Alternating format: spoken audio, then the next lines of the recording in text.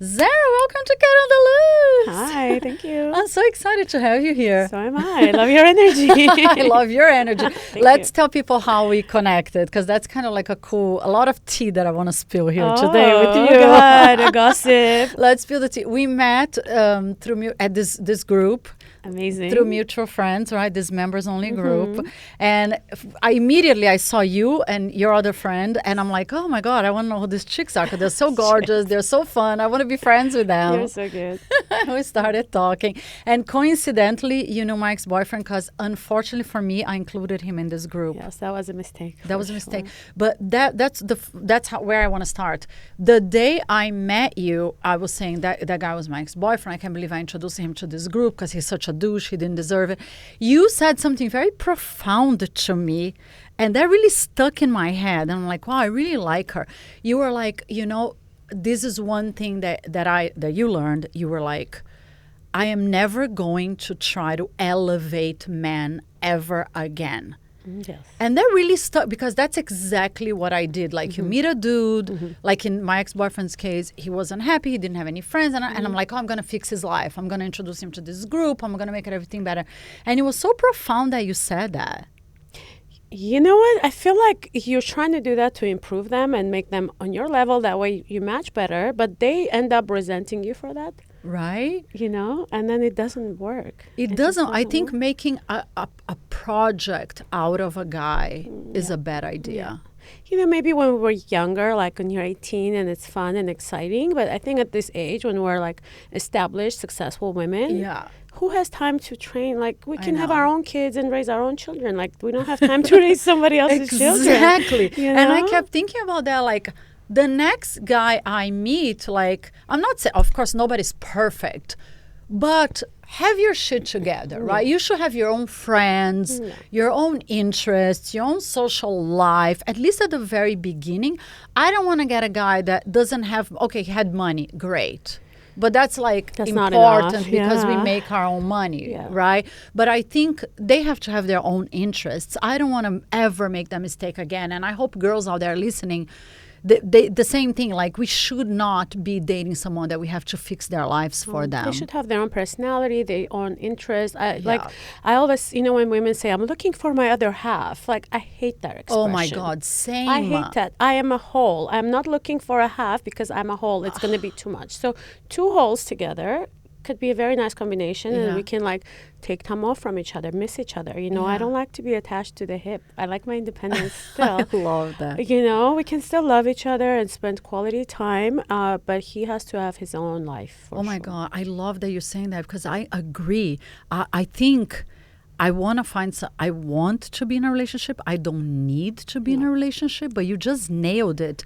I'm not looking for somebody to complete anything for me. I'm complete. Like, you don't need holes. I hope girls out there are listening. On that note, because you mentioned you are, and we're going to talk about your work and everything, because that's super important. That's another point that really connected us. But you're very successful. You're gorgeous. Guys, if you're listening to the audio episode, please go watch the video episode on Kat on the Loose show on YouTube. But And you have very strong personality. You're world traveled. You speak a million languages. You have a lot going on.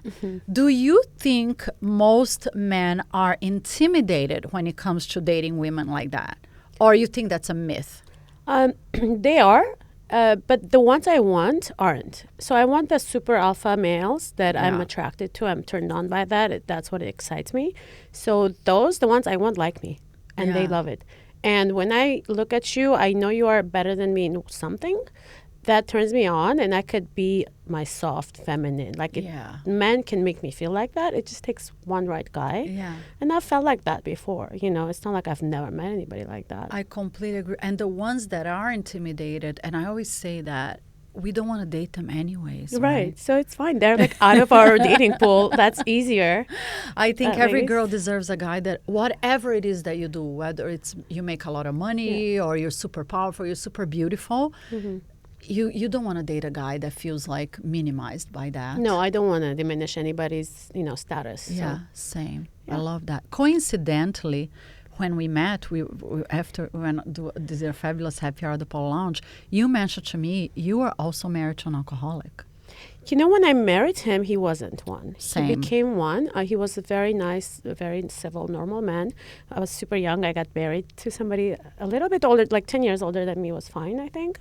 And I thought he was mature, had his shit together, and then he wasn't wealthy. I didn't go for the money. I went for love. And when he did become super successful, that's when the drugs came, the alcohol, the partying. So he wasn't just drinking; he was drinking and doing drugs. Like the party drugs, and then the gambling and the hookers in Vegas, the whole. So he was cheating on you. Yeah. Oh my God! So it was like, because my husband, same. I didn't marry for. Everybody thinks I married for money because he was very wealthy, but I made my own money. Okay. I had my own shit going on, but the more money he made, the more he drank. Same thing. But he didn't do drugs, but he did become an alcoholic.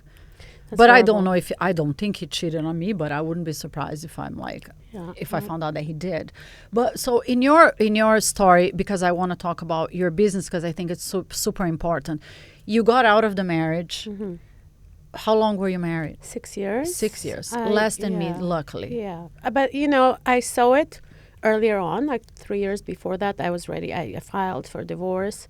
He just wouldn't give me the divorce. He was trying to convince me to stay. The promises of him changing and stopping and all that. Like, you're a woman, and my dream as a girl was to get married and have a family. So I was just so disappointed, and I wanted to make sure it works. Yeah. I didn't want to be a quitter. I was trying to please the society, please the family, please my culture. So many things I wanted to satisfy, where like I was left kind of to the side unhappy.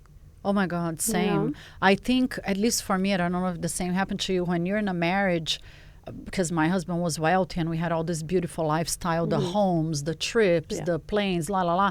The few times that I would try to say something, like to my mom or to a friend, like, I'm not happy, this guy's crazy, people wouldn't believe me. They'd be like, oh, you have this princess life, what's wrong with you? Why are you going to get out of that? Yeah, because it looks so beautiful optics, right, from outside, but they don't know how your heart feels. Exactly. And it's not about money. Money is great. Yeah, it gives you comfort. It's a tool. But if you are empty inside, no money can fix that. I know. And if the guy's like drinking and partying and everything. And abusive. That's when I had to, like, I never complained about the relationship. I never spoke about it to my family. But when things became like a little bit abusive and violent from his side, that's when I was scared for myself. Yeah. And that's when I told my parents, and they were wonderful. They were so much better than I could have ever expected. Oh, that's nice. I thought they were gonna make me to work on it, to stay, and because they are conservative, they're old-fashioned, their parents. But they were, my dad was like, you have one life. This is not practice. This is your last life on this earth, and I want you to be happy. I love that. I can't believe he said that. Oh my God, that's very. I get goosebumps when I remember that. I know, and it's something that I never mentioned. I don't think I ever mentioned that before in public. But same, my husband was very abusive, very abusive. And actually, my parents one time saw him kick me. Oh, wow. We were walking on the street in Las Vegas, and of course, he was drunk, and me and my mom, we were walking a few steps, and he was behind with my stepdad, and I think he thought we were walking too fast or something, and he went like, hey, and he kicked me really hard on my leg. And my parents didn't say anything because at the time, obviously it was a mistake, right? They should have said, hey, what the fuck? But I think they were so intimidated, like, let's not rock the boat, because, they didn't know what to do. Years later, like when my mom was almost like, she was so much older, just before she passed away, she apologized to me. Wow. Because she was like, I know. She was like, I should have said something, but I didn't know how to act. And you're married to this guy, and he's giving all this nice things. Fine. Yeah. But they, believe it or not, even they didn't want to rock the boat. Parents don't want to get involved. That's your relationship. That's your marriage. Right. In my culture, once you're married, that's your man. He's the one who's supposed to take care of you. Yeah, same. Like so Latin your father culture, has no say. Yeah, you get married, and you're supposed to be married forever. You're his. Yeah. And yeah, but when it's your child and they see, like, I was never home. I had a nice house. I had the nice cars, but I was always at my parents, sitting on their couch, depressed. And my dad one day, he was like, why are you always here? Don't you have a home? Oh. Why don't you go to your man? And I said, my man is not home. I'm alone in a big house, and I'm scared, It's just, this conversation is bringing back I all this know, memory. because we have such similar stories. How did you get there? Because I know so many women out there. You'll be shocked, Zara.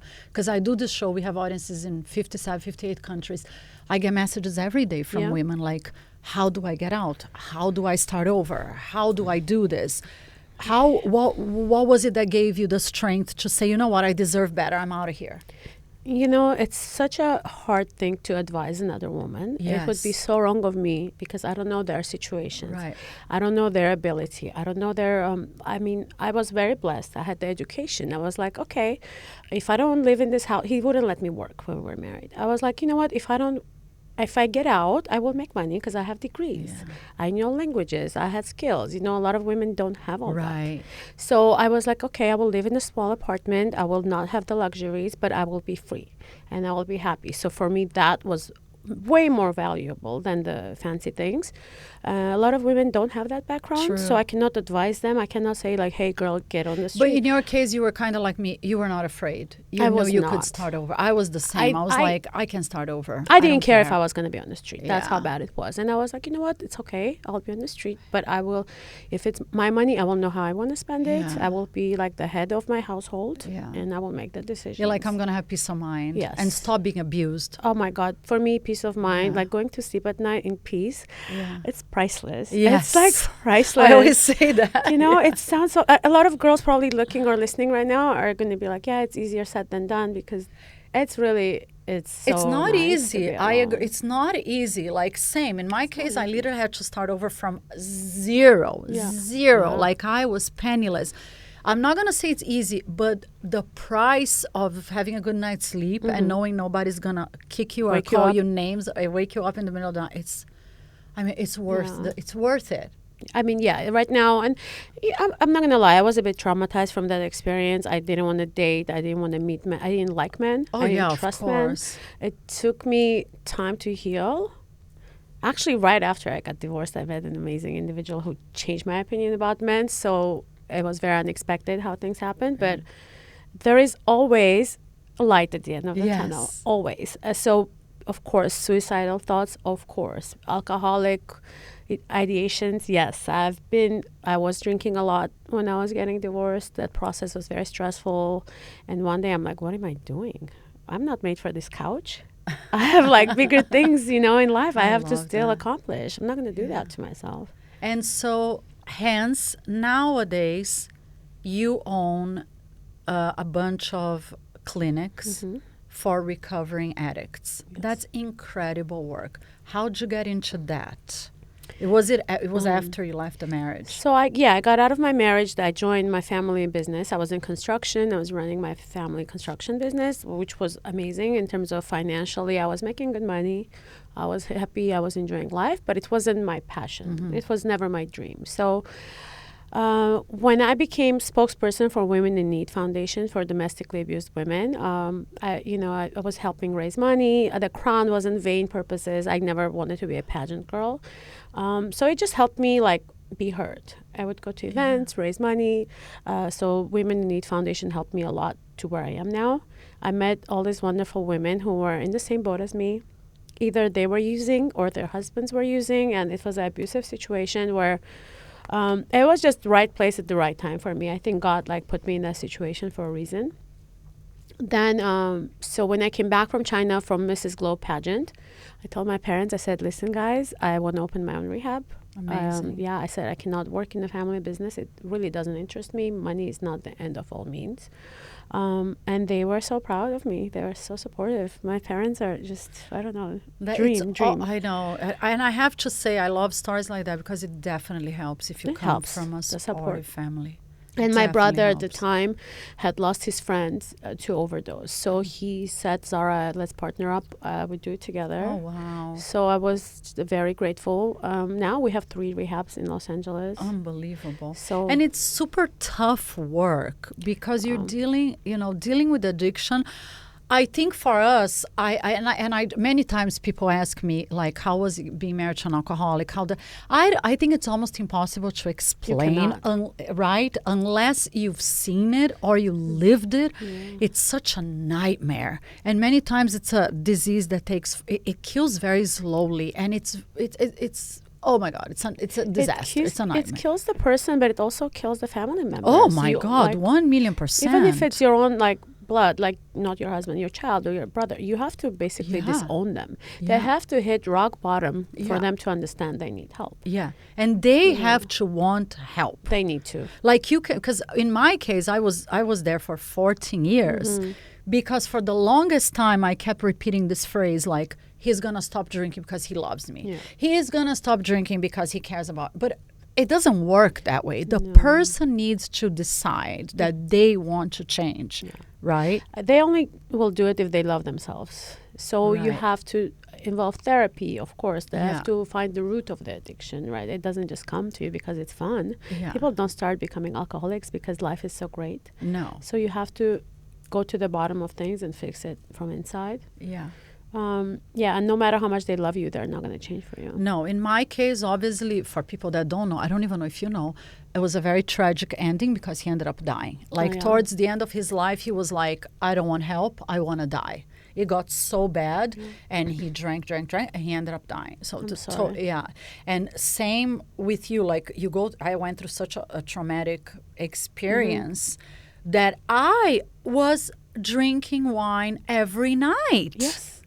Because I was so stressed. I'm like, give me a glass of wine. To survive that, you have to become one like that to understand that. It's incredible how our stories are so similar. And then one day, same thing. I don't know what happened. I had an epiphany. I'm like, oh my God, you're going to end up like that. You are going to end up being a drunk loser, broke on a couch. Because look, and so that's what made me stop before it got out of hand for me. Good. Luckily. But a lot of people keep drinking thinking they have control over it. Until the day they don't have control anymore and they need professional help, right?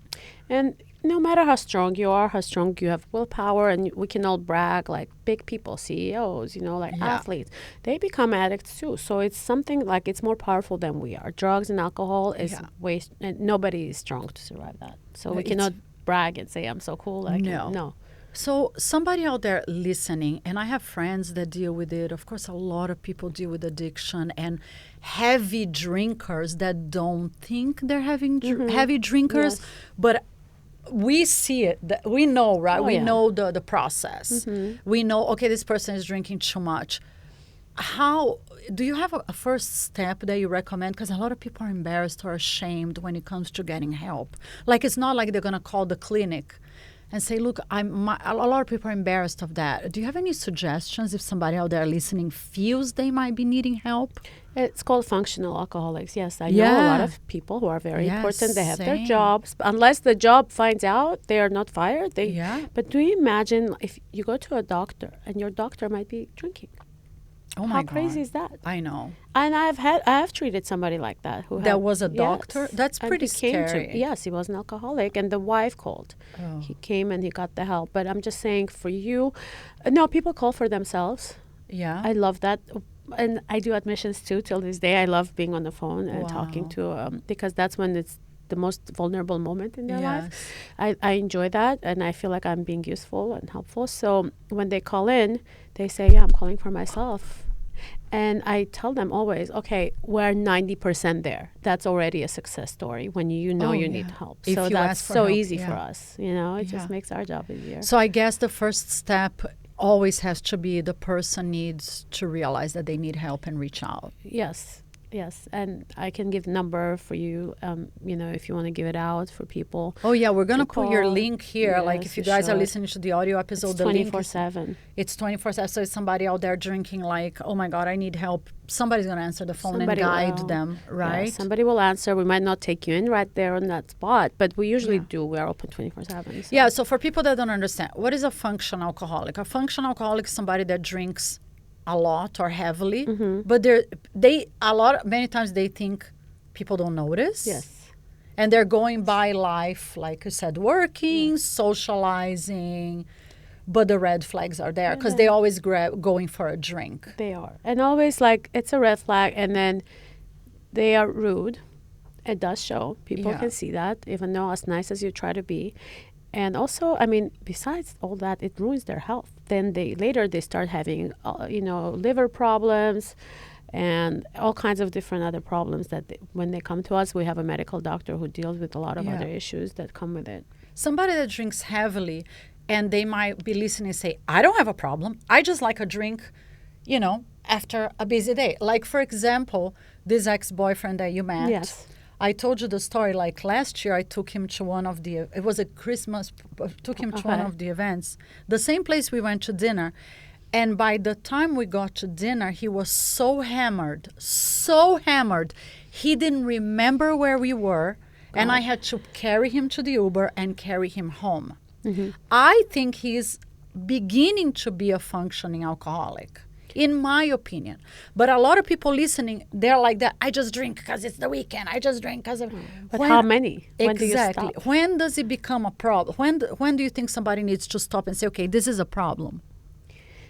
So anytime you say you need a drink, that's already a problem. You need to be functioning without drinking. Like, you should be okay. And even if you're stressed, it's okay. Like, life is not supposed to be only like fun times. And it's like, I have a friend who says, life is not... You said that. He said, like, life is not a fruitcake. It's not a fruitcake. Life should not be easy. And it should be obstacles and difficulties. That's how we grow. So if you need a drink to overcome an obstacle, then you definitely have a need problem. help, Especially if you say...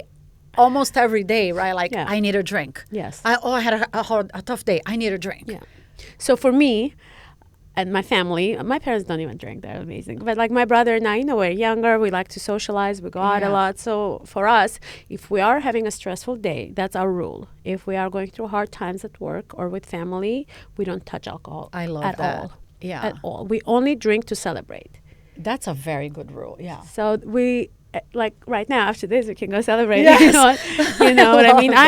I'm not in recovery myself, and it's tough for me to be in this industry because most people I work with or work for me are in recovery, so I have to be respectful of them. I don't drink around them, so it's hard because like socializing and all these events.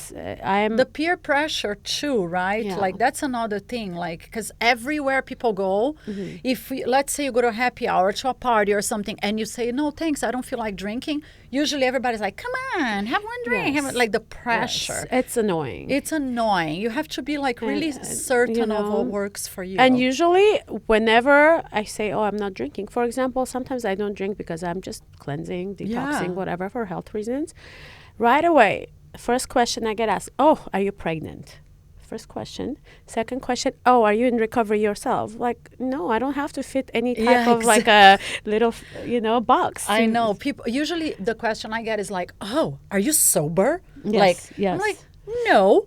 I have my occasional wine, my occasional glass of champagne. Like you said, if I'm celebrating, if it's a really special occasion, like when you and I went to happy hour, I'm like, oh my God, I want to have a glass of champagne with you because it's such a special to meet such a wonderful woman and a new girlfriend. But I do like you. I don't go home and say I had such a stressful day at work. I'm gonna drink wine. Oh, that's a problem. That's a problem. That for me, I had to literally do like a health check.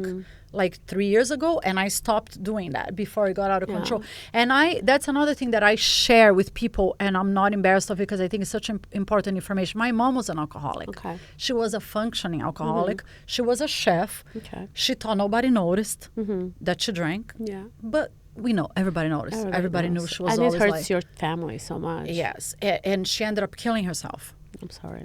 Yeah, so that was very, 1 year before my husband, very traumatic. So you saw that growing up. So you knew. I grew up around major alcoholic behavior, like to the point that I didn't even know it was alcohol abuse. Oh, yeah, because you thought that was normal in your family. I ended up getting married to an alcoholic. Yeah, because you didn't know. Because I didn't know. I thought, everybody drinks, everybody Some parties. cultures do drink more than others. Yeah, but like every day, like you said, if you're doing everything around alcohol, you should not need the alcohol to be happy. To enjoy a good time. Yeah. Right? Yeah. You should be able to have a good time without. For sure. Sometimes I'm so happy. Like, I'm always energized and I'm happy. Like, guys, okay, we've all been through stuff. Yeah. We all had the hard times, good times, whatever. Yes. But it's life, and I'm always very positive. Yeah, And I always same. think there is a better day. Tomorrow is another day. So I don't want to, end my life today because, yes, things might be really bad. I'm going through difficult times right now, not going to lie. But you know what? I'm like thinking tomorrow might be better. And some people, when they see me, they're like, Zara, you're so happy always. What are you on? I'm like, nothing. Yeah, absolutely nothing. I think it's like you said, life is ups and downs and challenges. We only put the good parts on social media. Right. Nobody sees like the battles we're going through. Like obviously I share a lot on my podcast, but in general, unless we talk about it. But you have a podcast, that's different. Right, but everybody thinks it's all like flowers, but it's not. No. I think the question is like, make sure you find other ways to blow up steam, that alcohol doesn't become like this everyday need, right? Because then it gets out of control. It's much harder to take care of it. Literally, my life too, I post all the fun stuff, all the trips and the restaurants. So people think that's all I do. Yes, I do eat every day. We live in Beverly Hills and we go to nice events. They think, this girl's like the most perfect. Right. They don't see how much we work. I'm not going to put it like when I'm crying. Nobody has the energy. Like when I'm anxiety, like I get crazy anxiety lately because of stress. Or I'm not going to post that. Who wants to see that? And it's so cool because your work is very low key and you're very low key about it. And obviously it's very stressful. It's not easy work. Like you're not, selling shoes, champagne. And I care about, I don't care how many clients in the past 5 years we've had. I know them all by face and by name, and I'm involved in their recovery process, and I care about them very dearly. Yeah, so when I hear like success stories, of course, it makes my day, but sometimes not everybody is successful. They have relapses, they come back.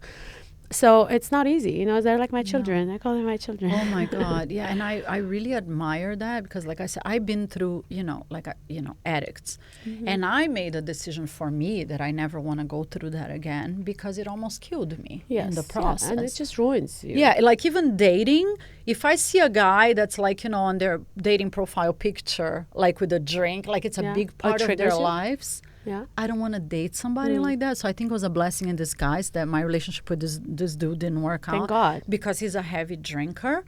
I just don't want to deal with it again because it's so painful. I want somebody that has more like a healthy, light, like my lifestyle, very, very healthy. Like I'm really into wellness. I'm into biohacking my health. I don't want somebody that needs to drink every day. Biohacking is beautiful. It's such a new trend, and I think it's cool. And listen, at the end of the day, life is short. We have one chance, and you shouldn't waste your time with somebody that's so different from you. Totally. Then the whole time you're going to be basically like working on fixing things. And no. And I think for you, it would be the same. Like I think if you meet a guy and you notice that he's really heavy into drinking or maybe doing drugs again, that would not be the guy for you. No. I met, my friends introduced me to someone really great a few years ago during COVID. Wonderful guy, good looking, successful, smart, like everything, like check, like perfect age, check. Like single, never been married, no baggage, whatever. And then he came to a party and he wasn't drinking at all. So I was like, interesting. Why is he not drinking? So I told him straight up. I said, listen, so do you have drinking problems? Because like I'm very forward. I said, it's weird that you like didn't touch anything but you're not in recovery from what I've heard. He goes, yeah. I said, or you don't want to show your true colors.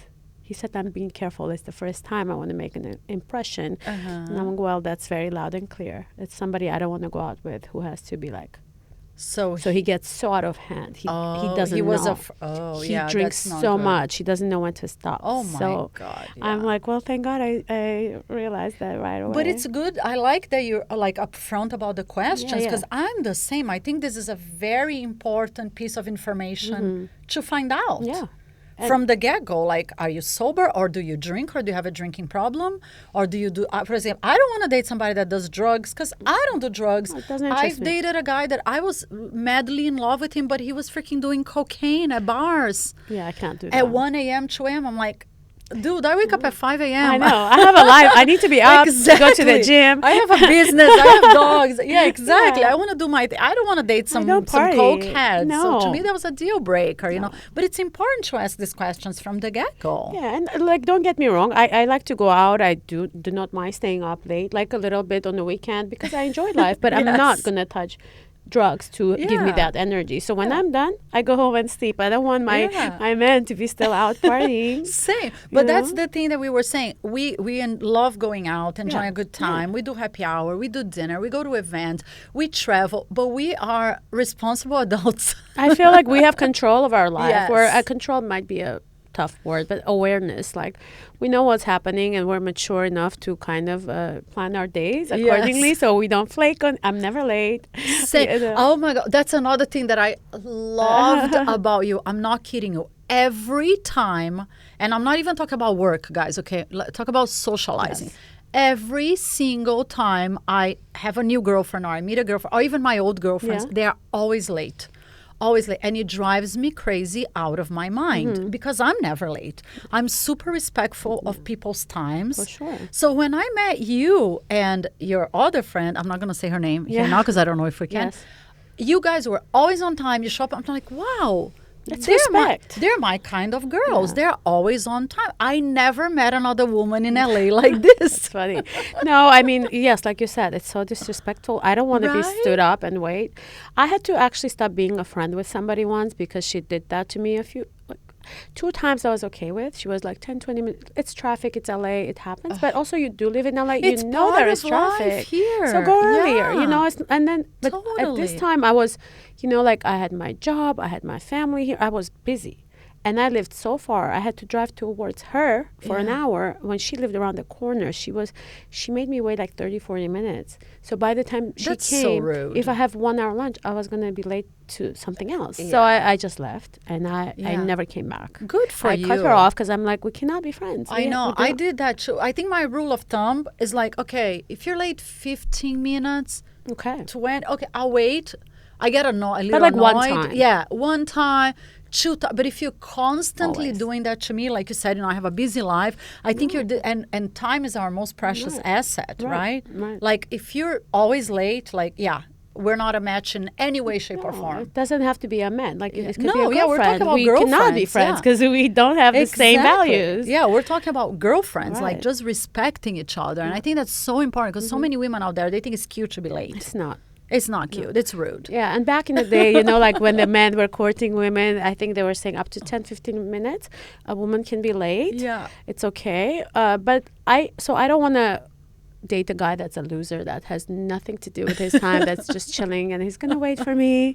No, I'm going to be Oh with a my guy God, who is yeah. a successful man who time is money. Yeah, so he's for going to sit sure. there and I'm not going to be late to my date either. Same. But you know, not. to this day and age, there's still a bunch of girls I hear there all the time here in LA. They're like, oh, make him wait. They think they're like gonna value them more, but that's such No, BS. no. You're not Right. better than him. I agree. You're It's not so better than- disrespectful. Just be on time. Be respectful. I think it's classy. It is. I think men appreciate that Yeah. also. And women appreciate that, and girlfriends appreciate that, and I love that about you. That's Thank why you. we really hit it off Yeah. because we are on the same page.